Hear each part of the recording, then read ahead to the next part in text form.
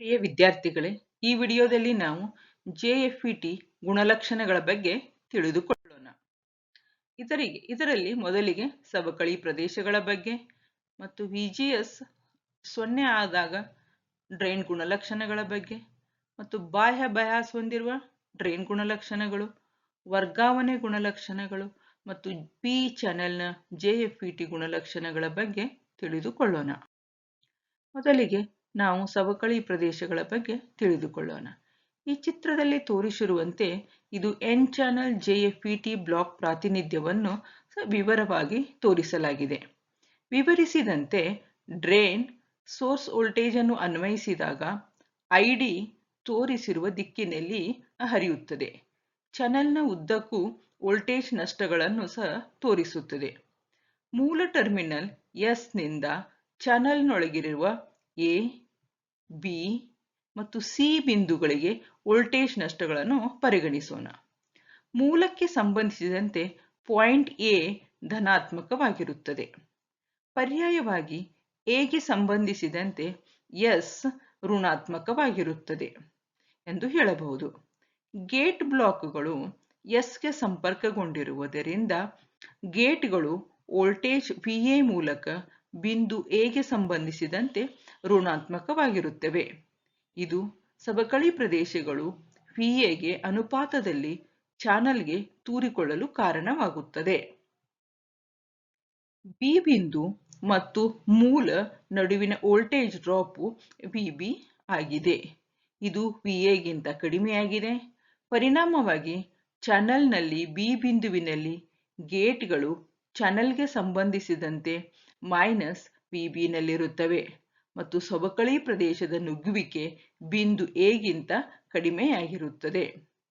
ಈಗ ಸಿ ಬಿಂದುವಿನಿಂದ ಮೂಲ ಟರ್ಮಿನಲ್ಗೆ ವೋಲ್ಟೇಜ್ ಡ್ರಾಪ್ ವಿಸಿ ಇದು ಸಹ ವಿಬಿಗಿಂತ ಕಡಿಮೆ ಇರುತ್ತದೆ. ಹೀಗಾಗಿ gate channel reverse bias C ಬಿಂದುವಿನಲ್ಲಿ ವಿಸಿ ವೋಲ್ಟ್ಗಳು ಮತ್ತು ಸವಕಳಿ ಪ್ರದೇಶದ ನುಗ್ಗುವಿಕೆ ಎ ಅಥವಾ ಬಿ ಬಿಂದುಗಳಿಗಿಂತ ಕಡಿಮೆ ಇರುತ್ತದೆ. ಚಾನೆಲ್ನ ಉದ್ದಕ್ಕೂ ವಿಭಿನ್ನ ವೋಲ್ಟೇಜ್ ಇಳಿಯುತ್ತದೆ ಮತ್ತು ಗೇಟ್ ಚಾನೆಲ್ ರಿವರ್ಸ್ ಬಯಾಸ್ನಲ್ಲಿ ಉಂಟಾಗುವ ವ್ಯತ್ಯಾಸವು ಚಾನೆಲ್ನ ಸವಕಳಿ ಪ್ರದೇಶದ ನುಗ್ಗುವಿಕೆಯ ಆಕಾರಕ್ಕೆ ಕಾರಣವಾಗಿದೆ. ಈಗ ನಾವು ವಿಜಿಎಸ್ ಶೂನ್ಯವಾದಾಗ ಡ್ರೈನ್ ಗುಣಲಕ್ಷಣಗಳ ಬಗ್ಗೆ ತಿಳಿದುಕೊಳ್ಳೋಣ.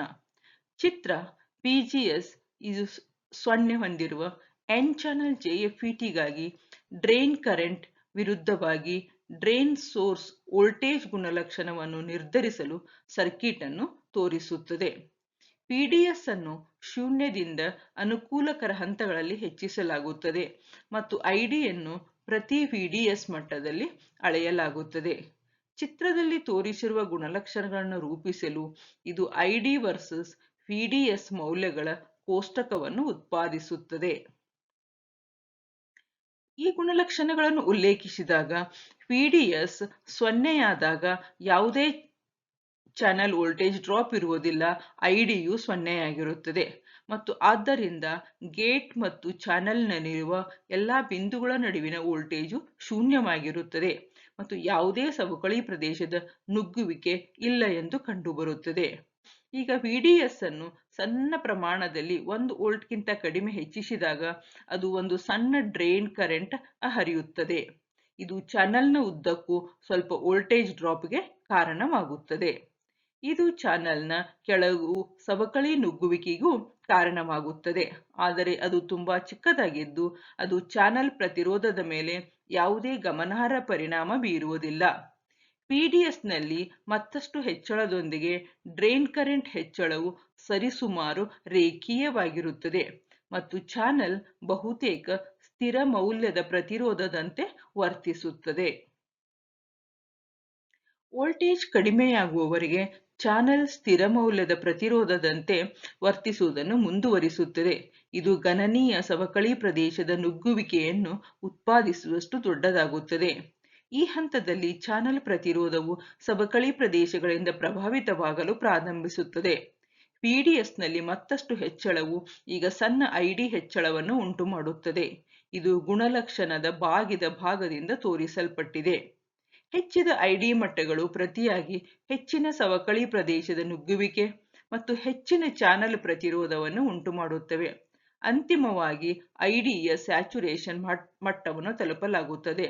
ಅಲ್ಲಿ ಮತ್ತಷ್ಟು ವಿಡಿಎಸ್ ಹೆಚ್ಚಳವು ಐಡಿ ಮೇಲೆ ಯಾವುದೇ ಪರಿಣಾಮ ಬೀರುವುದಿಲ್ಲ ಎಂದು ತೋರುತ್ತದೆ. ಗುಣಲಕ್ಷಣದ ಮೇಲೆ ಐಡಿ ಮಟ್ಟ ಕಡಿಮೆಯಾದ ಹಂತದಲ್ಲಿ ಡ್ರೈನ್ ಕರೆಂಟ್ ಅನ್ನು ನಾವು ಡ್ರೈನ್ ಸೋರ್ಸ್ ಸ್ಯಾಚುರೇಷನ್ ಕರೆಂಟ್ ಅಥವಾ IDSS ಎಂದು ಕರೆಯಲಾಗುತ್ತದೆ. ಇದು ಚಿತ್ರದಲ್ಲಿ 10 ಮಿಲಿ ಆಂಪಿಯರ್ ಆಗಿದೆ.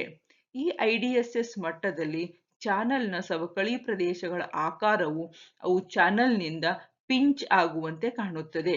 ಹೀಗಾಗಿ ಈ ಹಂತದಲ್ಲಿ ಡ್ರೈನ್ ಮೂಲ ವೋಲ್ಟೇಜ್ ಅನ್ನು ಪಿಂಚ್ ಆಫ್ ವೋಲ್ಟೇಜ್ ಎಂದು ಕರೆಯಲಾಗುತ್ತದೆ. ಚಿತ್ರದಲ್ಲಿ ಅದು 4.5 ವೋಲ್ಟ್ ಇದೆ.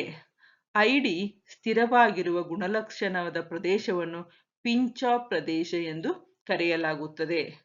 ಚಾನಲ್ ಹೆಚ್ಚಾಗಿ ವಿಡಿಎಸ್ 0 ಮತ್ತು VDS VP ಬಿಂದುಗಳ ನಡುವಿನವನ್ನು ಪ್ರತಿರೋಧದಂತೆ ವರ್ತಿಸುತ್ತದೆ.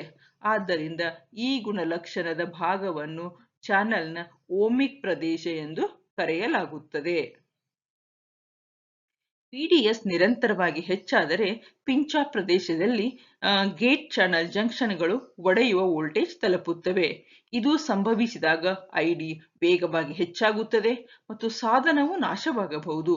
ಈ ಗುಣಲಕ್ಷಣದ ಪಿಂಚ್ ಆಫ್ ಪ್ರದೇಶವು FETಗಾಗಿ ಸಾಮಾನ್ಯ ಕಾರ್ಯಾಚರಣಾ ಪ್ರದೇಶವಾಗಿದೆ. ಈಗ ನಾವು ಬಾಹ್ಯ ಬಯಾಸ್ನೊಂದಿಗೆ ಅಪ್ಲೈ ಮಾಡಿದಾಗ ಡ್ರೈನ್ ಗುಣಲಕ್ಷಣಗಳ ಬಗ್ಗೆ ತಿಳಿದುಕೊಳ್ಳೋಣ. ಬಾಹ್ಯ ಗೇಟ್ ಸೋರ್ಸ್ VGS ಅನ್ನು ಅನ್ವಯಿಸಿದಾಗ N ಚಾನಲ್ JFETಗಾಗಿ ಐಡಿ ಮತ್ತು VDS ಗುಣಲಕ್ಷಣಗಳನ್ನು ಪಡೆಯುವ ಸರ್ಕ್ಯೂಟ್ ಅನ್ನು ತೋರಿಸಲಾಗಿದೆ. ಈ ಸಂದರ್ಭದಲ್ಲಿ VGS ಅನ್ನು ಅನುಕೂಲಕರ ಋಣಾತ್ಮಕ ಮಟ್ಟಕ್ಕೆ -1 ವೋಲ್ಟ್ ನಂತ ಹೊಂದಿಸಲಾಗಿದೆ. ಈ VGS ಅನ್ನು ಹಂತಗಳಾಗಿ ಹೆಚ್ಚಿಸಲಾಗುತ್ತದೆ ಮತ್ತು ಪ್ರತಿ VDS ಹಂತದಲ್ಲಿ ಐಡಿಯ ಅನುಗುಣವಾದ ಮಟ್ಟವನ್ನು ಗುರುತಿಸಲಾಗುತ್ತದೆ. ಚಿತ್ರದಲ್ಲಿ ವಿವರಿಸಿದಂತೆ -1 ವೋಲ್ಟ್ನ VGSಗಾಗಿ ಐಡಿ ಮತ್ತು VDS ಗುಣಲಕ್ಷಣವನ್ನು ನಂತರ ರೂಪಿಸಲಾಗುತ್ತದೆ. -1 ವೋಲ್ಟ್ ಗೇಟ್ ಮೂಲ ಬಯಾಸ್ ವೋಲ್ಟೇಜ್ ಅನ್ನು ಅನ್ವಯಿಸಿದಾಗ ಐಡಿಯು 0 ಆಗಿದ್ದರೂ ಸಹ ಗೇಟ್ ಚಾನಲ್ ಜಂಕ್ಷನ್ಗಳು ಹಿಮ್ಮುಖ ಬಯಾಸ್ ಆಗಿರುತ್ತವೆ. ಆದ್ದರಿಂದ VDS 0 ಆದಾಗ ಸವಕಳಿ ಪ್ರದೇಶಗಳು ಈಗಾಗಲೇ ಚಾನಲ್ಗೆ ಸ್ವಲ್ಪ ಆಳಕ್ಕೆ ತೂರಿಕೊಳ್ಳುತ್ತವೆ. ಈ ಕಾರಣದಿಂದಾಗಿ ಚಾನಲ್ನ ಉದ್ದಕ್ಕೂ ಸಣ್ಣ ವೋಲ್ಟೇಜ್ ಡ್ರಾಪ್ ಸವಕಳಿ ಪ್ರದೇಶಗಳನ್ನು ಅವು ಚಾನಲ್ ಪಿಂಚ್ ಆಫ್ ಅನ್ನು ಉತ್ಪಾದಿಸುವ ಹಂತಕ್ಕೆ ಹೆಚ್ಚಿಸುತ್ತವೆ. ಪರಿಣಾಮವಾಗಿ VGS -1 ವೋಲ್ಟ್ ಆದಾಗ ಪಿಂಚ್ ಆಫ್ ವೋಲ್ಟೇಜ್ VGS 0 ಆಗಿದ್ದಕ್ಕಿಂತ ಕಡಿಮೆ ಐಡಿ ಮಟ್ಟದಲ್ಲಿ ತಲುಪುತ್ತದೆ. ಚಿತ್ರದಲ್ಲಿನ VGS -1 ವೋಲ್ಟ್ ಗುಣಲಕ್ಷಣವು VPಯು 3.5 ಅನ್ನು ಹೊಂದಿರುತ್ತದೆ. ಹಲವಾರು ಹಂತದ ಋಣಾತ್ಮಕ ಗೇಟ್ ಮೂಲ ಬಯಾಸ್ ವೋಲ್ಟೇಜ್ ಅನ್ನು ಬಳಸಿಕೊಂಡು ಡ್ರೈನ್ ಗುಣಲಕ್ಷಣಗಳ ಕುಟುಂಬಗಳನ್ನು ನಾವು ಪಡೆಯಬಹುದು. ಧನಾತ್ಮಕ VGS ಅನ್ನು ಬಳಸಿದರೆ ಹೆಚ್ಚಿನ ಮಟ್ಟದ ಐಡಿಯನ್ನು ಉತ್ಪಾದಿಸಬಹುದು. ಇದನ್ನು VGS +0.5 ವೋಲ್ಟ್ ಗುಣಲಕ್ಷಣದಿಂದ ತೋರಿಸಲಾಗಿದೆ. ಆದಾಗ್ಯೂ ಗೇಟ್ ಚಾನಲ್ ಜಂಕ್ಷನ್ಗಳನ್ನು ಮುಂದಕ್ಕೆ ಬಯಾಸ್ ಮಾಡುವ ಸಾಧ್ಯತೆಯನ್ನು ತಪ್ಪಿಸಲು VGS ಅನ್ನು ಸಾಮಾನ್ಯವಾಗಿ ಋಣಾತ್ಮಕವಾಗಿ ಇರಿಸಲಾಗುತ್ತದೆ. ಚಿತ್ರದಲ್ಲಿನ ಗುಣಲಕ್ಷಣಗಳ ಮೇಲಿನ ಶೂನ್ಯ ಬಿಂದುವಿನಿಂದ ಡ್ಯಾಶ್ ಮಾಡಿದ ರೇಖೆಯನ್ನು ಗೇಟ್ ಮೂಲ ಬಯಾಸ್ ವೋಲ್ಟೇಜ್ನ ಪ್ರತಿ ಹಂತಕ್ಕೆ ಐಡಿ ಸ್ಯಾಚುರೇಟ್ ಆಗುವ ಬಿಂದುಗಳ ಮೂಲಕ ಎಳೆಯಲಾಗುತ್ತದೆ. VGS 0 ಆದಾಗ ಐಡಿ IDSSನಲ್ಲಿ ಸ್ಯಾಚುರೇಟ್ ಆಗುತ್ತದೆ ಮತ್ತು ಗುಣಲಕ್ಷಣವು VPಯು 4.5 ವೋಲ್ಟ್ ಅನ್ನು ತೋರಿಸುತ್ತದೆ. -1 ವೋಲ್ಟ್ ಬಯಾಸ್ ಅನ್ನು ಅನ್ವಯಿಸಿದಾಗ ಗೇಟ್ ಚಾನಲ್ ಜಂಕ್ಷನ್ಗಳಿಗೆ ಪಿಂಚ್ ಆಫ್ ಸಾಧಿಸಲು ಇನ್ನೂ -4.5 ವೋಲ್ಟ್ನ ಅಗತ್ಯವಿರುತ್ತದೆ. ಇದರರ್ಥ ಈಗ ಚಾನಲ್ನ ಉದ್ದಕ್ಕೂ 4.5 ವೋಲ್ಟ್ ಬದಲಿಗೆ 3.5 ವೋಲ್ಟ್ನಷ್ಟು ಡ್ರಾಪ್ ಅಗತ್ಯವಿದೆ ಮತ್ತು ಕಡಿಮೆ ವೋಲ್ಟೇಜ್ ಡ್ರಾಪ್ ಅನ್ನು ಕಡಿಮೆ ಐಡಿಯೊಂದಿಗೆ ಸಾಧಿಸಲಾಗುತ್ತದೆ. ಅದೇ ರೀತಿ VGS -2 ವೋಲ್ಟ್ ಆದಾಗ ಮತ್ತು -3 ವೋಲ್ಟ್ ಆದಾಗ ಚಾನೆಲ್ನ ಉದ್ದಕ್ಕೂ ಕ್ರಮವಾಗಿ 2.5 ವೋಲ್ಟ್ ಮತ್ತು 1.5 ವೋಲ್ಟ್ನೊಂದಿಗೆ ಪಿಂಚ್ ಆಫ್ ಅನ್ನು ಸಾಧಿಸಲಾಗುತ್ತದೆ. ಈ 2.5 ಮತ್ತು 1.5 ವೋಲ್ಟೇಜ್ ಡ್ರಾಪ್ಗಳನ್ನು ಸಹಜವಾಗಿ ಮತ್ತಷ್ಟು ಕಡಿಮೆಯಾದ ಐಡಿ ಮಟ್ಟಗಳೊಂದಿಗೆ ಪಡೆಯಲಾಗುತ್ತದೆ. ಚಿತ್ರದಲ್ಲಿ ತೋರಿಸಿರುವ ಗುಣಲಕ್ಷಣಗಳನ್ನು ಹೊಂದಿರುವ ಸಾಧನಕ್ಕೆ -4.5 ವೋಲ್ಟ್ ಗೇಟ್ ಸೋರ್ಸ್ ಬಯಾಸ್ ಅನ್ನು ಅನ್ವಯಿಸಲಾಗಿದೆ ಎಂದು ಭಾವಿಸೋಣ. ಇದು ಪಿಂಚ್ ಆಫ್ ವೋಲ್ಟೇಜ್ ವಿಪಿಗೆ ಸಮಾನವಾದ ವಿಜಿಎಸ್ ಮಟ್ಟವಾಗಿದೆ. ಐಡಿಯಿಂದ ಉತ್ಪತ್ತಿಯಾಗುವ ಯಾವುದೇ ಹೆಚ್ಚುವರಿ ಚಾನಲ್ ವೋಲ್ಟೇಜ್ ಡ್ರಾಪ್ ಇಲ್ಲದೆ ಸವಕಳಿ ಪ್ರದೇಶಗಳು ಚಾನಲ್ಗೆ ತುಂಬಾ ಆಳವಾಗಿ ತೂರಿಕೊಂಡು ಮಧ್ಯದಲ್ಲಿ ಭೇಟಿಯಾಗುತ್ತವೆ, ಐಡಿಯನ್ನು ಮತ್ತು ಸಂಪೂರ್ಣವಾಗಿ ಕತ್ತರಿಸುತ್ತದೆ. ಆದ್ದರಿಂದ ಪಿಂಚ್ ಆಫ್ ವೋಲ್ಟೇಜ್ಗೆ ಸಮಾನವಾದ ಗೇಟ್ ಸೋರ್ಸ್ ಬಯಾಸ್ ಐಡಿಯನ್ನು ಶೂನ್ಯಕ್ಕೆ ಇಳಿಸುತ್ತದೆ. ಇದನ್ನು ಮಾಡಲು ಅಗತ್ಯವಿರುವ ಬಯಾಸ್ ವೋಲ್ಟೇಜ್ ಅನ್ನು ಗೇಟ್ ಕಟ್ ಆಫ್, ಅದನ್ನು ವಿಜಿಎಸ್ ಆಫ್ ಎಂದು ಕರೆಯಲಾಗುತ್ತದೆ ಮತ್ತು ವಿವರಿಸಿದಂತೆ ವಿಜಿಎಸ್ ಆಫ್ ವಿಪಿ ಆಗಿರುತ್ತದೆ. ಚಿತ್ರದಲ್ಲಿ ಗಮನಿಸಿದಾಗ ಋಣಾತ್ಮಕ ಗೇಟ್ ಸೋರ್ಸ್ ವೋಲ್ಟೇಜ್ ಹೆಚ್ಚಾದಂತೆ ಸ್ಥಗಿತ ಸಂಭವಿಸುವ ಡ್ರೈನ್ ಸೋರ್ಸ್ ವೋಲ್ಟೇಜ್ ಕೂಡ ಕಡಿಮೆಯಾಗುತ್ತದೆ, ಏಕೆಂದರೆ -ವಿಜಿಎಸ್ ಜಂಕ್ಷನ್ಗಳಲ್ಲಿ ರಿವರ್ಸ್ ಬಯಾಸ್ಗೆ ಸೇರಿಸುತ್ತದೆ. ಈಗ ನಾವು ವರ್ಗಾವಣೆಯ ಗುಣಲಕ್ಷಣಗಳ ಬಗ್ಗೆ ತಿಳಿದುಕೊಳ್ಳೋಣ. ಈ ಎನ್ ಚಾನೆಲ್ ಜೆಎಫ್ಇಟಿಗಾಗಿ ವರ್ಗಾವಣೆ ಗುಣಲಕ್ಷಣಗಳನ್ನು ಐಡಿ ವಿರುದ್ಧ ವಿಜಿಎಸ್ನ ನಕ್ಷೆಯಾಗಿದೆ. ಎಫ್ಇಟಿಯ ಗೇಟ್ ಸೋರ್ಸ್ ವೋಲ್ಟೇಜ್ ಡ್ರೈನ್ ಕರೆಂಟದ ಮಟ್ಟವನ್ನು ನಿಯಂತ್ರಿಸುತ್ತದೆ. ಆದ್ದರಿಂದ ವರ್ಗಾವಣೆಯ ಗುಣಲಕ್ಷಣಗಳು ವಿಜಿಎಸ್ನಿಂದ ಐಡಿಯನ್ನು ಹೇಗೆ ನಿಯಂತ್ರಿಸಲಾಗುತ್ತದೆ ಎಂಬುದನ್ನು ತೋರಿಸುತ್ತದೆ.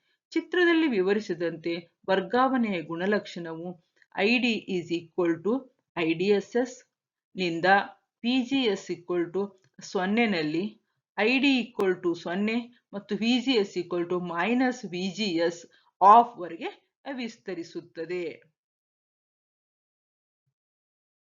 ಚಿತ್ರ ನಿರ್ದಿಷ್ಟ ಎಫ್ಇಟಿಯ ವರ್ಗಾವಣೆ ಗುಣಲಕ್ಷಣಗಳನ್ನು ರೂಪಿಸಲು ಪ್ರಮಾಣಗಳ ಕೋಷ್ಟಕವನ್ನು ಪ್ರಾಯೋಗಿಕವಾಗಿರುವ ನಿರ್ಧರಿಸುವ ಸರ್ಕ್ಯೂಟ್ ಅನ್ನು ತೋರಿಸುತ್ತದೆ. ಡ್ರೈನ್ ಸೋರ್ಸ್ ವೋಲ್ಟೇಜ್ ಅನ್ನು ಸ್ಥಿರವಾಗಿ ನಿರ್ವಹಿಸಲಾಗುತ್ತದೆ. ವಿಜಿಎಸ್ ಅನ್ನು ಅನುಗುಣವಾದ ಮತ್ತು ಐಡಿಗಳನ್ನು ಅನುಗುಣವಾದ ಮಟ್ಟಗಳನ್ನು ದಾಖಲಿಸಲಾಗುತ್ತದೆ. ಎಫ್ಇಟಿಗಾಗಿ ವರ್ಗಾವಣೆ ಗುಣಲಕ್ಷಣವನ್ನು ಡ್ರೈನ್ ಗುಣಲಕ್ಷಣಗಳಿಂದ ಪಡೆಯಬಹುದು. ಈ ಸ್ಥಿರವಾದ ವಿಡಿಎಸ್ ಮಟ್ಟವನ್ನು ಪ್ರವೇಶಿಸಲು ಡ್ರೈನ್ ಗುಣಲಕ್ಷಣಗಳ ಮೇಲೆ ಲಂಬವಾಗಿ ಒಂದು ರೇಖೆಯನ್ನು ಎಳೆಯಲಾಗುತ್ತದೆ. ಈ ಸಾಲಿನ ಉದ್ದಕ್ಕೂ ಅನುಗುಣವಾದ ಐಡಿ ಮತ್ತು ವಿಜಿಎಸ್ ಮೌಲ್ಯಗಳನ್ನು ಗುರುತಿಸಲಾಗುತ್ತದೆ ಮತ್ತು ನಂತರ ವರ್ಗಾವಣೆ ಗುಣಲಕ್ಷಣವನ್ನು ರೂಪಿಸಲು ಬಳಸಲಾಗುತ್ತದೆ. ಈಗ ನಾವು ಪಿ ಚಾನೆಲ್ ಜೆಎಫ್ಇಟಿ ಗುಣಲಕ್ಷಣಗಳ ಬಗ್ಗೆ ನೋಡೋಣ. ಚಿತ್ರವು ಪಿ ಚಾನೆಲ್ ಜೆಎಫ್ಇಟಿಯ ಗುಣಲಕ್ಷಣವನ್ನು ಪಡೆಯುವ ಸರ್ಕ್ಯೂಟ್ ಅನ್ನು ತೋರಿಸುತ್ತದೆ. ಎಫ್ಇಟಿ ಚಿಹ್ನೆಯ ಮೇಲಿನ ಬಾಣದ ತುದಿಯ ದಿಕ್ಕನ್ನು ಮತ್ತು ಡ್ರೈನ್ ಕರೆಂಟ್ ದಿಕ್ಕನ್ನು ಗಮನಿಸಿ. ಪೂರೈಕೆ ವೋಲ್ಟೇಜ್ ಧ್ರುವೀಯತೆ ಮತ್ತು ಗೇಟ್ ಸೋರ್ಸ್ ವೋಲ್ಟೇಜ್ನ ಧ್ರುವೀಯತೆಯನ್ನು ಸಹ ಗಮನಿಸಿ. ಡ್ರೈನ್ ಟರ್ಮಿನಲ್ ಮೂಲಕ್ಕೆ ಸಂಬಂಧಿಸಿದಂತೆ ಋಣಾತ್ಮಕವಾಗಿರುತ್ತದೆ ಮತ್ತು ಗೇಟ್ ಟರ್ಮಿನಲ್ ಮೂಲಕ್ಕೆ ಸಂಬಂಧಿಸಿದಂತೆ ಧನಾತ್ಮಕವಾಗಿರುತ್ತದೆ. ಡ್ರೈನ್ ಗುಣಲಕ್ಷಣಗಳನ್ನು ರೂಪಿಸಲು ಪ್ರಮಾಣಗಳ ಕೋಷ್ಟಕವನ್ನು ಪಡೆಯಲು ವಿಜಿಎಸ್ ಅನ್ನು ಪಿ ಚಾನೆಲ್ ಜೆಎಫ್ಇಟಿನಲ್ಲಿ ಸ್ಥಿರವಾಗಿ ನಿರ್ವಹಿಸಲಾಗುತ್ತದೆ. ಅಪೇಕ್ಷಿತ ಧನಾತ್ಮಕ ಮಟ್ಟದಲ್ಲಿ -ವಿಡಿಎಸ್ ಅನ್ನು ಶೂನ್ಯದಿಂದ ಹಂತಗಳಲ್ಲಿ ಹೆಚ್ಚಿಸಲಾಗುತ್ತದೆ ಮತ್ತು ಪ್ರತಿ ಹಂತದಲ್ಲೂ ಈ ಐಡಿ ಮಟ್ಟವನ್ನು ಗುರುತಿಸಲಾಗುತ್ತದೆ. ವೋಲ್ಟೇಜ್ ಧ್ರುವೀಯತೆಯನ್ನು ಹೊರತುಪಡಿಸಿ ಎನ್ ಚಾನೆಲ್ ಜೆಎಫ್ಇಟಿ ಚಿತ್ರದಲ್ಲಿ ವಿಜಿಎಸ್ 0 ಆದಾಗ ಐಡಿಎಸ್ಎಸ್ 15 ಮಿಲಿಆಂಪಿಯರ್ ಇರುತ್ತದೆ ಮತ್ತು ವಿಜಿಎಸ್ನ ಕ್ರಮೇಣ ಹೆಚ್ಚಿನ ಧನಾತ್ಮಕ ಮಟ್ಟಗಳು ಐಡಿಯನ್ನು ಕಟ್ ಆಫ್ +6 ವೋಲ್ಟ್ ವರೆಗೆ ಕಡಿಮೆ ಮಾಡುತ್ತವೆ. -0.5 ವೋಲ್ಟ್ನ ವಿಜಿಎಸ್ ಅನ್ನು ಬಳಸುವುದರಿಂದ ವಿಜಿಎಸ್ 0 ಗಿಂತ ಹೆಚ್ಚಿನ ಐಡಿಯನ್ನು ಉತ್ಪಾದಿಸುತ್ತದೆ. ಎನ್ ಚಾನೆಲ್ ಜೆಎಫ್ಇಟಿಯ ಸಂದರ್ಭದಲ್ಲಿ ಗೇಟ್ ಚಾನೆಲ್ ಜಂಕ್ಷನ್ಗಳಲ್ಲಿ ಫಾರ್ವರ್ಡ್ ಬಯಾಸ್ ಅನ್ನು ತಪ್ಪಿಸಬೇಕು. ಪರಿಣಾಮವಾಗಿ ಋಣಾತ್ಮಕ ವಿಜಿಎಸ್ ಮಟ್ಟಗಳನ್ನು ಸಾಮಾನ್ಯವಾಗಿ ಪಿ ಚಾನೆಲ್ ಜೆಎಫ್ಇಟಿಯೊಂದಿಗೆ ಬಳಸಲಾಗುವುದಿಲ್ಲ. ಧನ್ಯವಾದಗಳು.